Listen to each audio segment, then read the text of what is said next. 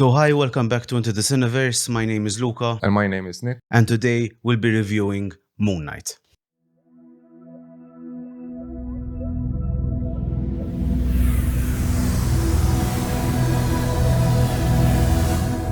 So, as I said in the opening sequence, today we'll be reviewing Moon Knight, and this is quite special because this is our first series that we're going to review. From me personally, I really loved it. I don't know what you thought about it. So we'll talk about that. We'll talk about that later. Not only films, we want to review series. many other things like series, as I said. Let's get into it. First off, we're going to talk about the plot. Now, the plot was very simple. It's your typical superhero plot. Exactly. Stop the bad guy. So we just got introduced into the character. They didn't go the natural route. Oh yeah, it's not your typical where the origin starts from the beginning. You see everything revealing at the end, sort of. Because I think that was the beauty of it. He's a very complex character. Yeah. Mark Spector, he has dissociative identity disorder, so he has multiple personalities. But the thing is, we are not introduced into Mark Spector first. Stephen. We're introduced into one of his personalities. Yeah. I think Mark is like the added person. Exactly. Kind of. So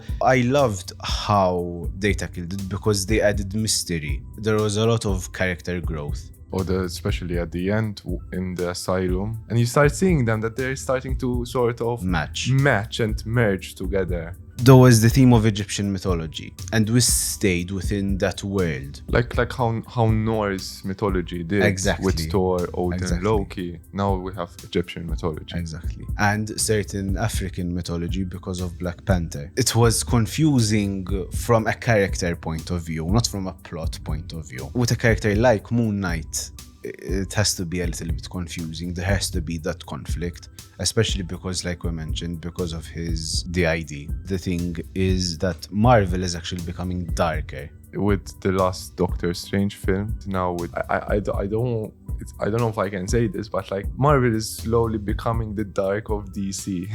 You know, like since darker than DC. No, not darker, but like dark as DC. It won't be that as dark. I think we did mention this in another video, and we mentioned dark characters, and we use examples like Moon Knight, Scarlet Witch, Daredevil. They're not relying on one simple strategy for every film. You know, every film, every series in this case, they have their own sort of identity. I noticed I'm talking a lot. I just really love Moon Knight, man. I think he's going to be one of my favorites.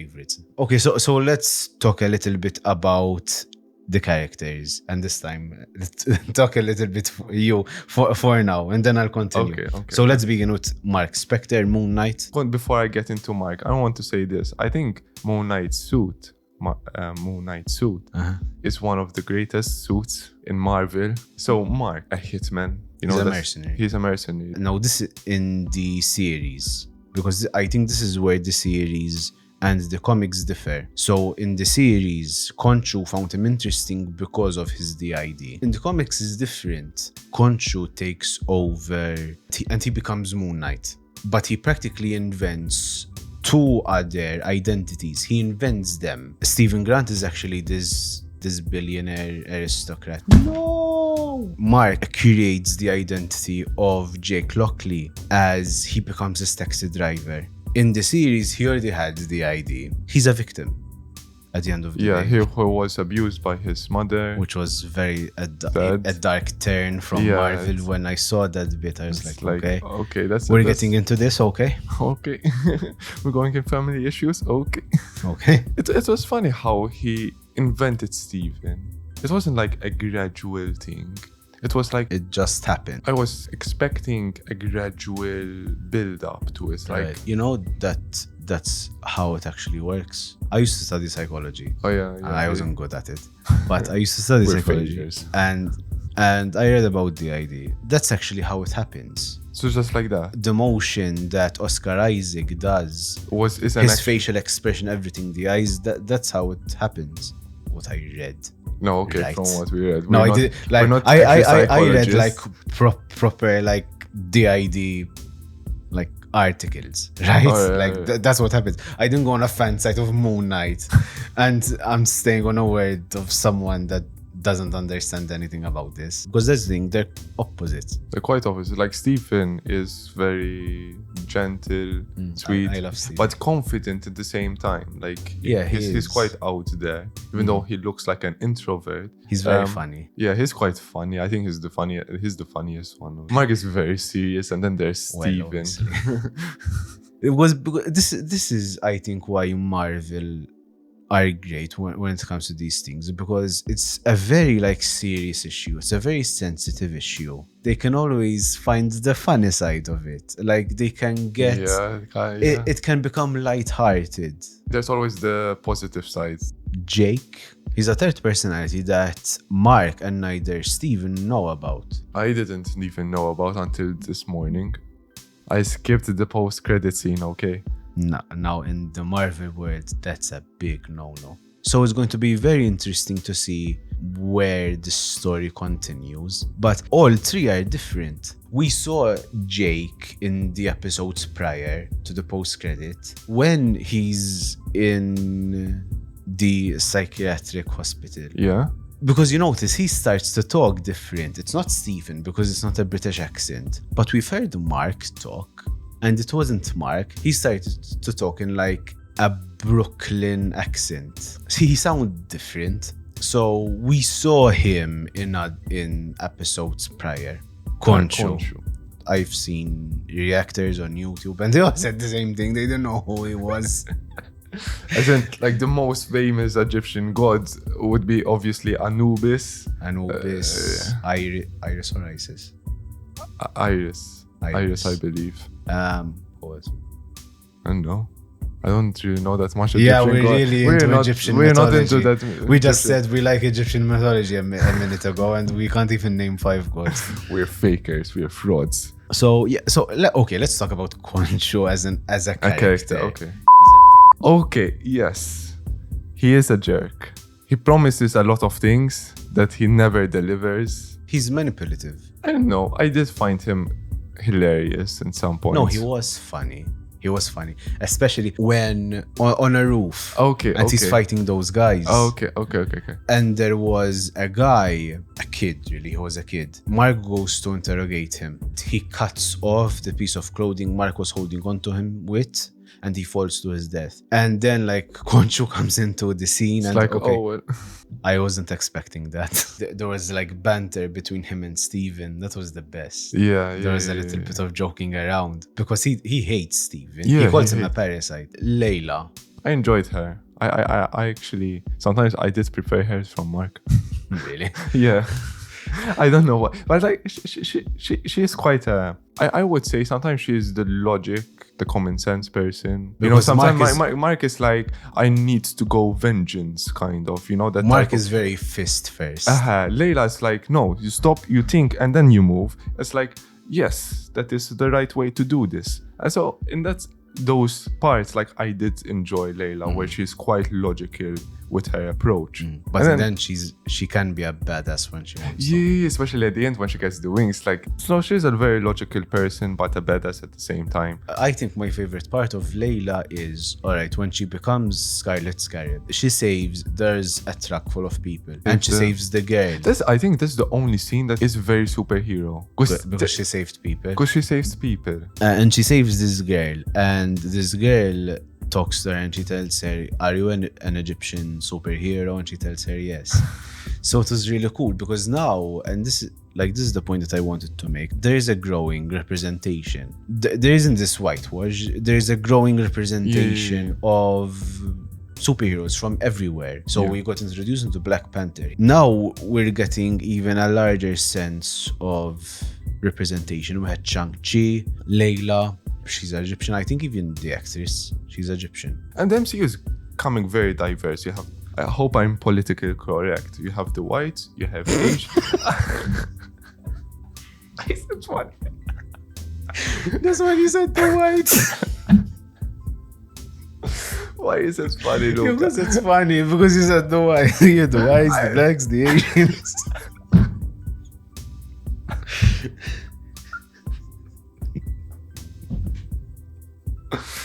Just say there's diversity I and tried- that's I- it. I tried Don't to just be, say but- organizing everyone into a category. I just mentioning the type of people Dempsey you have.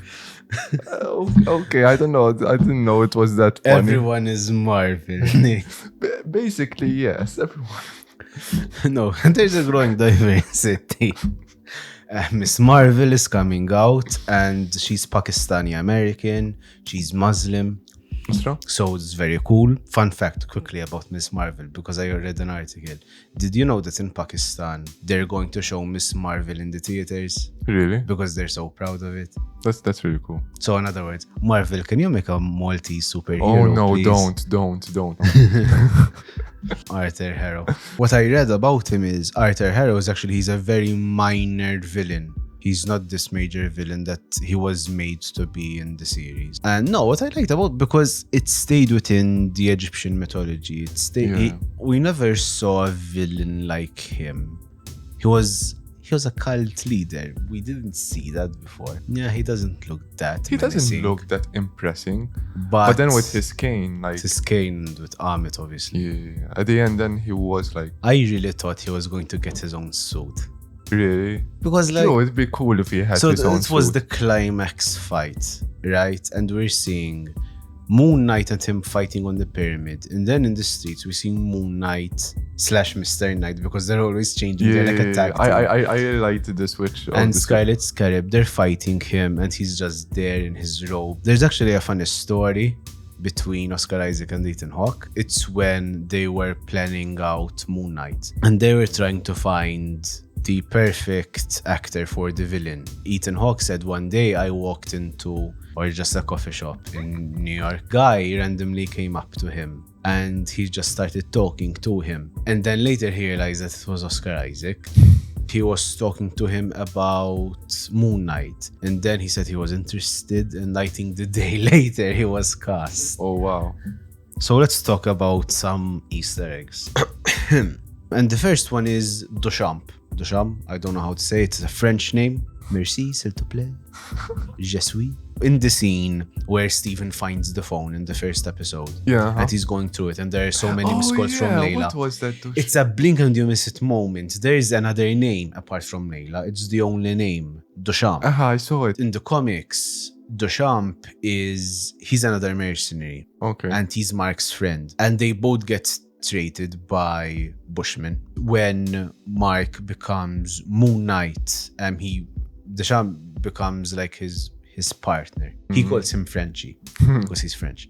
It's a small Easter egg. We could see him in the future. It's a new character that we could see in the second season. We know he's there. Maybe now backstory of when he ran as a kid and he was being a mercenary. So we see some insight exactly. with Dush. We see a little bit more, even of Bushman. We see maybe a little bit more of him. Yeah. Because he's actually a Moon Knight villain as well. The next Easter egg is where the Wakandan mythology and Black Panther comes into play, because the ancestral plane. So when they're in the asylum and the hippo goddess, she mentions that, okay, we're going into a little bit of religion here as well.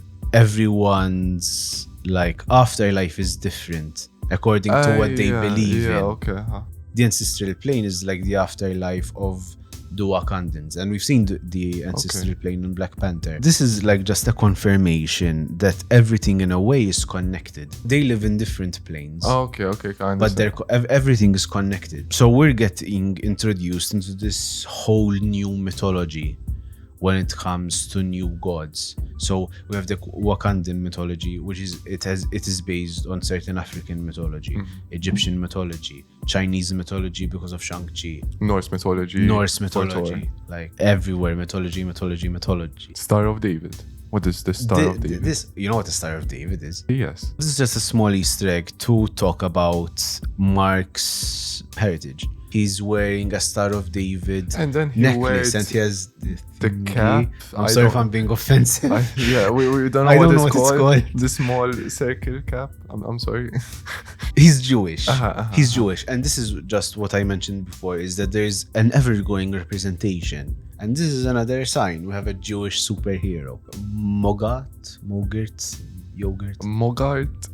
Sounds like mango yogurt. Mogart, so Midnight Man, we see him in the 3rd episode, and they meet that guy who's this fancy collector. He rides a horse. With a It's the picture. funny scene when he Yeah. gets stabbed a lot. Yeah. He's this high profile thief. He doesn't steal them for the value. He just steals them Because he's, practically you know, because he stealing wants is to fun. own them. He becomes Midnight Man. He becomes one of Moon Knight's... Villains. No, this is quite a sad part. I don't know if you know. No. The actor that played him, Uh-huh. he died. Gaspar Doliel. I don't know if I pronounce his name well. But they can either recast him or for a sense of respect, they leave it. Rest in peace. Rest in peace. And the last Easter egg that we'll talk about is actually Randall. We see him die, but you don't actually see him die. In the comics, Randall's Spectre becomes Shadow Knight, his arch nemesis. I think you will know that he's dead. Dude, it's Marvel. Okay, let's talk a little bit about the post-credit scene. There's only one post-credit scene from all 6 episodes. Yeah. So this is where we are more so introduced into the 3rd personality, which is Okay. Jake Lockley. The question, what's going to happen? Most probably Jake is going to keep working with Khonshu. The only thing that's the question is what's going to happen with Mark and Steven. I don't think Mark and Steven actually know. They're going to wake up one day after the post-credit scene and be like, what the hell just happened? Exactly. Point is that I think Jake actually enjoys being Khonshu's avatar. That's why like Khonshu really wanted Jake. to stay with Mark's body because there is Jake. He's actually And he knew an about Jake. avatar he can use. There could be also a thing where Mark, Steven have to fight themselves kind of against No Jake. way. If Jake actually gets his own suit. Oh, I believe so. And another question, what happened to Layla? And another question, Because because we didn't Layla- talk about this, the relationship. Oh yeah, I wanted to mention it, but I was like, when do I Mark- get into it? Mark and Layla are technically married and they do love each other, but the thing But then is, there- Steven really loves her and she has feelings for Steven as well. Does that count as cheating? Yes and no? Because it's We'll leave it up for because the thing debate, is, it's right? the same body. It's the same but body. It's a different mind. You go for a divorce and be like, listen, I want to divorce him. And then you go to night, can I marry him? But instead of under Mark, put Steven. It'd be really confusing. Imagine the person like, And so the final part of this video, predictions and final rating. What I read about Moon Knight is that he's part of a lot of teams. And he's part of, I think, 2 teams that's supernatural. I don't know. I think they're called the Midnight Suns. I think slowly everyone from all the films that we've watched so far in Marvel, sort of everyone is going to have their own team. I think that's going to be something inevitable. We'll have to wait and We see. have to wait. Let's give our final rating. This is our first rating we're ever going to give a series. Rock, paper, scissors, shoot. Rock, paper, scissors, shoot. An 8. Okay. It does not beat Daredevil for its originality. I think it's so different from anything we've seen in Marvel. It's quite unique. Even the music. I would give it between a 7.5 and an 8. Practically because I agreed with everything you have just said. Only one thing maybe I didn't like. We didn't get, in my opinion, enough of Moon Knight. Season 1, I did feel it was a huge introduction. A huge introduction. It's literally like if you get the first 15 minutes or 20 minutes of a superhero film, that's Moon Knight in season 1. It was mostly it's a lot of character development between everyone, especially with Mark and Steven. But I think it was necessary they did it this way. I'm excited for what's going to happen now. So this brings an end to this video of Into the Cina-verse where we reviewed Moon Knight. I hope you enjoyed the video. Please like And subscribe. and comment. Moon Knight.